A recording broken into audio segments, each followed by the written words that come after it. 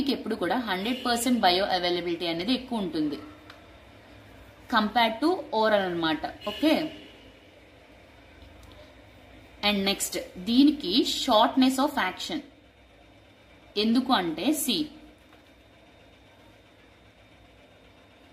Because మనకి just drug ఇలా రాగానే వచ్చి వెంటనే ఎలిమినేట్ అయిపోయింది with in the short intervals of time. But అదే ఇది కన్క్లూడ్ చేసుకుంటే దీనికి డ్యూరేషన్ ఆఫ్ టైం అనేది చాలా ఎక్కువ పట్టింది. ఓకే, సో అందుకని దీనికి హైయెస్ట్ డ్యూరేషన్.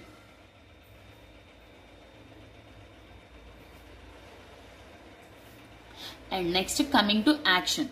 సో ఐవి తీసుకుంటే గనక ఆన్సెట్ ఆఫ్ యాక్షన్ అనేది చాలా హైయెస్ట్ ఉంటుంది.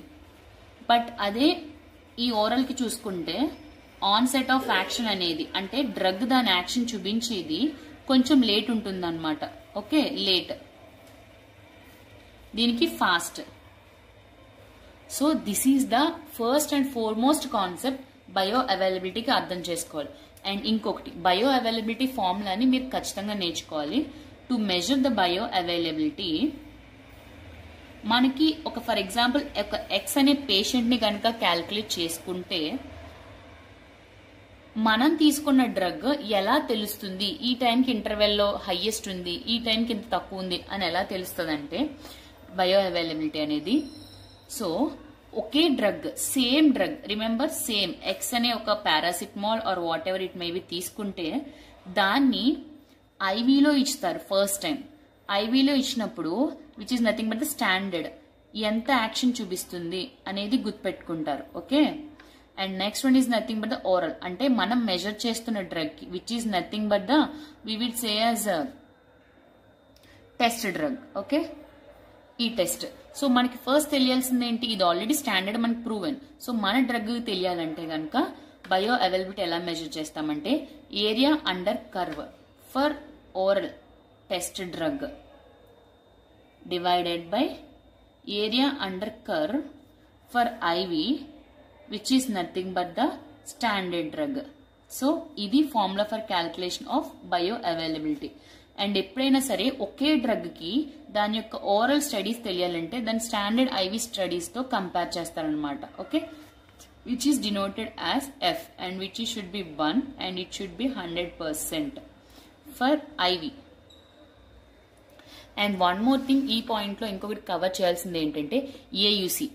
దీన్ని ఈ బ్రాడ్నెస్ ఉన్న దాన్నే ఏయుసి అంటాం. సో దీనికి ఇది AUC. AUC is nothing but the ఎంత డ్రగ్ మనం తీసుకున్న డ్రగ్ అనేది ప్లాస్మాలో ఎంత ఉంది అని చెప్పి దాన్ని AUC area under curve the concentration of drug in the plasma అనమాట. ఓకే, అండ్ దీన్ని సిమాక్స్ అంటాం అంటే the concentration of the drug which is maximum or where it having the highest concentration అనేది. Okay, what is Tmax? Then coming to Tmax అంటే which is nothing but the ఈ peak అనమాట.